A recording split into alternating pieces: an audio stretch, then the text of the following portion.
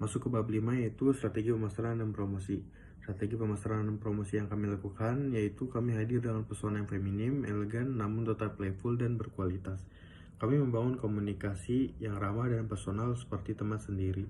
Lalu untuk secara visualnya kami mengusung warna-warna yang halus seperti warna pastel, pink, putih, dan warna-warna yang lembut dan estetik. Lalu sebelum live kami akan membangun antusias dengan berbagai konten, yaitu pertama teaser live, posting cuplikan beberapa produk yang akan dijual dan ditambahkan countdown. Lalu yang kedua ada behind the scene, kami menampilkan proses kreatif dalam pembuatan gelangnya.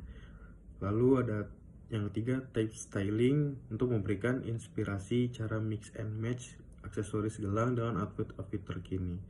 Lalu ada strategi yang kami lakukan saat sesi live selling dan juga setelah live. Lalu masuk di bab 6 yaitu konsistensi dan durasi live selling. Di sini ada laporan berbentuk spreadsheet yang kami laporkan untuk project live selling dan juga konten penjualan dan promosi. Lalu masuk di bab 7 yaitu kami membahas interaksi dan engagement. Live selling dan pemasaran produk gelang cantik yang kami jual ini pada periode kali ini berjalan dengan sangat positif dan juga berhasil menciptakan interaksi yang tinggi.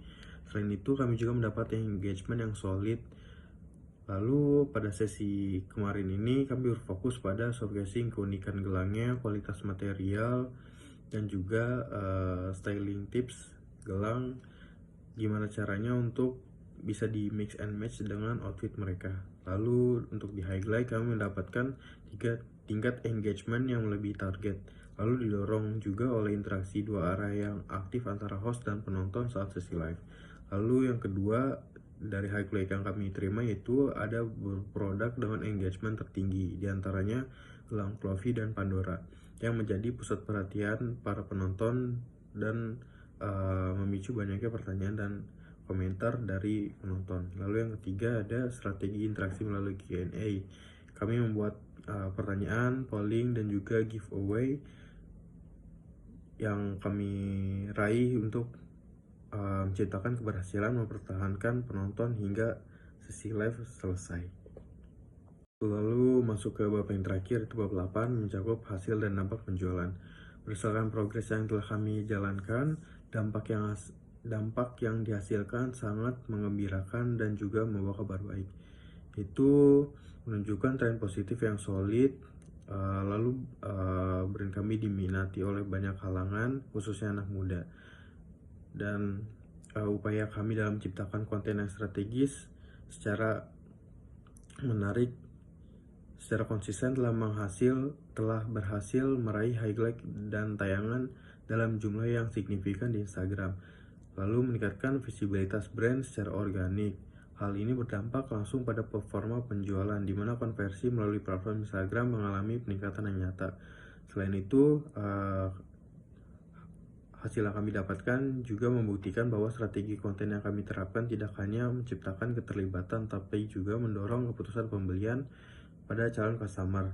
Lebih dari itu, daya jangkau yang luas juga membawa nama produk kami melampaui batas geografis di kota ini, dengan peminatan dan pengakuan yang mulai bertumbuh hingga ke berbagai kota di luar wilayah awal. Hal ini menandai awal perluasan pasar menjanjikan bagi pertumbuhan brand kami ke depannya. Sekian dan terima kasih. Assalamualaikum warahmatullahi wabarakatuh. Perkenalkan nama saya Anam. Saya ada kelompok 6 akan mempresentasikan bab pertama, persiapan. Yang pertama ada tabel analisis segmentasi, demografis, psikografis, dan perilaku. Seperti pada gambar samping, segmentasi, deskripsi, demokrasi, usia 15 sampai 25 tahun, jenis kelamin perempuan, status pelajaran mahasiswa, pendapatan menengah ke bawah, memiliki uang saku sendiri yang terbatas. Terus psikografis adalah menyukai hal-hal yang lucu, estetik, dan gemas. Aktif media sosial, Instagram, TikTok untuk mencari inspirasi gaya mereka. gemar mengoleksi aksesoris untuk memajang penampilan sehari-hari, menikmati pengalaman belanja yang interaktif dan komunikatif yang menyenangkan. Terus perilaku manfaat di cart.